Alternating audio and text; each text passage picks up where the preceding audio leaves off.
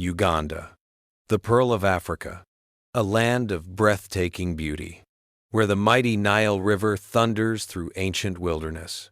For thousands of tourists each year, it's paradise. But for one young woman, it became something else entirely. October 28, 2015.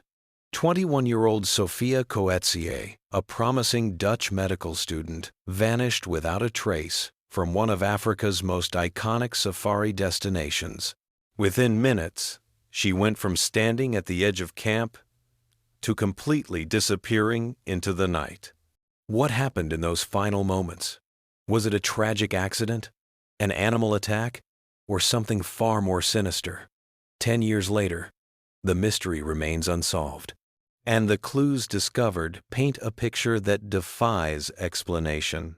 To understand what happened in Uganda, we must first understand who Sophia Koetsier was. Born and raised in the Netherlands, Sophia was known for her infectious enthusiasm and compassionate spirit. At just 21, she was already pursuing her dream of becoming a doctor. But Sophia wasn't content with just classroom learning. She wanted real-world experience.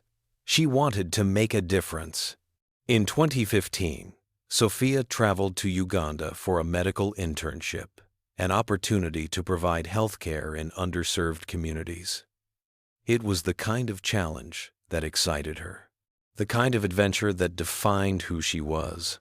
But there was something else about Sophia that would become critically important to understanding her disappearance.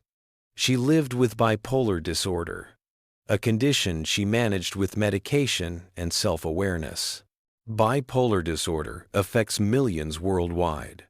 With proper management, people with the condition live full, successful lives. But there are risks. Stress, sleep disruption, and skipping medication can trigger episodes, periods of extreme mood changes that can include risky behavior and altered judgment.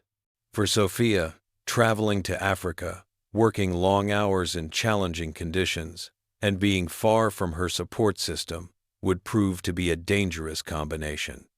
After weeks of intensive work at her internship, Sophia and two friends decided they deserved a break. They booked a safari trip to Murchison Falls National Park, Uganda's largest and oldest conservation area, home to elephants, lions, hippos, and crocodiles. They hired a tour guide named Michael Kiambu to take them on what should have been a 3-day adventure through one of Africa's most spectacular landscapes. But from the very beginning, things started to go wrong. The group would later discover that Kiambu was unlicensed, unqualified to be leading tourists into dangerous wilderness. He made questionable decisions from the start, booking inadequate lodging and ignoring warning signs that would soon become impossible to miss. Around October 26th, 2 days before her disappearance, Sophia's friends noticed something was wrong. She was sleeping less, talking non-stop. Her behavior was becoming increasingly erratic. Sophia was entering a manic episode, a state of heightened energy, reduced need for sleep, and impaired judgment. For someone with bipolar disorder in a remote location, this was a medical emergency. Her friends were concerned. They tried to support her. But they were young, far from home, and dealing with something beyond their experience. October 27th, around 4 a.m., rangers and camp staff witnessed something deeply troubling. Sophia was found banging on interpretive panels around the camp. She was agitated, unfocused. Even more alarming, she was attempting to set fire to the grass. This wasn't just concerning behavior. In a wilderness area where dry grass can fuel devastating fires, it was dangerous. The staff intervened. The incident was witnessed, documented, and yet the next day, Sophia and her group were still at the park. The tour continued. This is where the questions begin. questions that would later be asked in a Ugandan courtroom. Michael Kiambu, the unlicensed guide, later faced trial for his conduct. Evidence showed he had been warned about Sophia's deteriorating mental state. Yet he made the decision to continue the safari, despite the obvious risks. The lodging he'd booked was inadequate. His responses to questions would later prove inconsistent, at one point claiming they'd never even entered Murchison Falls, when evidence proved they had.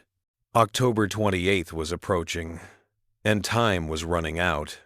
October 28th, 2015. Evening. Sophia, her two friends, and their guide were staying at the Uganda Wildlife Authority Student Education Center within Murchison Falls National Park. Around 6:30 p.m., as dusk settled over the African wilderness, Sophia left the group. She was headed to the latrines, a short walk from where they were staying. She carried with her a small, empty water bottle.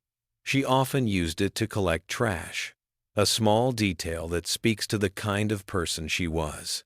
A staff member saw her. She was near the latrines, gazing toward the Nile River, about 2,000 feet from the camp. That was the last confirmed sighting of Sophia Koetsier. Within 15 minutes, her companions realized something was wrong. Sophia should have returned, but she hadn't. They immediately alerted local rangers. Within minutes, a search operation was underway. As night fell over Murchison Falls, teams fanned out across the wilderness. They called her name, searched the trails, scoured the riverbanks. Nothing. By the next morning, the search had escalated. This was now a massive operation. Land patrols, boats on the Nile, helicopters in the air, tracking dogs, following any scent they could find.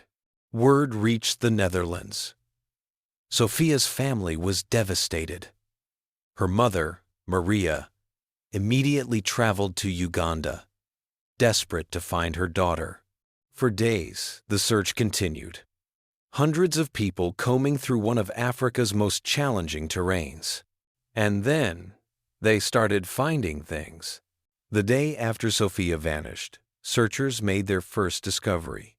Her small water bottle, the one she'd been carrying, was found approximately 16 feet from the northern bank of the Nile. The Nile, a river teeming with hippos and crocodiles, some of Africa's most dangerous animals. A river with powerful currents that could sweep away anyone who entered. Was this evidence of an accident? Had Sophia wandered to the river and fallen in? But then came discoveries that made no sense. Torn pieces of Sophia's clothing were found scattered on the ground. Her colorful garments, the ones she'd been wearing, were tied to twigs. Fragments of her underwear and pants were discovered 5 meters high, 16 feet up in a tree. One of her shoes was found. It was placed neatly, dry, clean. How does clothing end up 16 feet high in a tree? How is a shoe placed neatly when someone has allegedly drowned or been attacked by an animal? Forensic analysis of Sophia's belongings revealed another troubling detail. Unknown DNA was found on some of her possessions. DNA that didn't match Sophia. DNA that couldn't be identified. This single piece of evidence opened up possibilities that investigators hadn't fully considered. Was someone else involved in Sophia's disappearance? 10 years later, there is no definitive answer to what happened to Sophia Koetsier. But there are theories. Theory 1. Animal attack. In her manic state, Sophia may have wandered toward the river and encountered a hippo or crocodile, animals responsible for hundreds of deaths in Africa each year. But this doesn't explain the clothing in the tree or the neatly placed shoe. Theory 2. Accidental drowning. The Nile's powerful currents could have swept Sophia away, but searchers found no body, despite extensive efforts including boats and helicopters scanning the river. Theory 3. Voluntary disappearance. Some have suggested that in her manic state, Sophia may have wandered off intentionally, believing she could survive in the wilderness. But the evidence of torn clothing suggests struggle, not choice. Theory 4. Foul play. The unknown DNA. The suspicious behavior of the guide. The clothing evidence. Could someone have harmed Sophia? In July 2025, Michael Kiambu faced trial in Uganda for his conduct during the safari. The court examined his decisions, his ignored warnings, his inconsistent statements, his lack of proper licensing to be guiding tourists in dangerous territory. The trial brought some answers about what went wrong, but it couldn't bring back Sophia. For Sophia's family, her mother Maria, her loved ones back in the Netherlands, there is no closure, no grave to visit, no final answers, just questions and memories of a bright young woman who wanted to heal the world but never came home. Somewhere in Uganda, the answer to what happened on October 28, 2015, remains hidden, perhaps buried in the wilderness, perhaps lost to the Nile, perhaps known only by those who will never speak. Sophia Koetsier's disappearance is a reminder that even in our modern, connected world, people can simply vanish. And sometimes, despite our best efforts, the truth remains just beyond our reach. If you have any information about Sophia Koetsier's disappearance, please contact the Uganda Police Force or the Dutch Embassy in Kampala. If you find this documentary interesting, please like, subscribe, and comment below where you are watching from.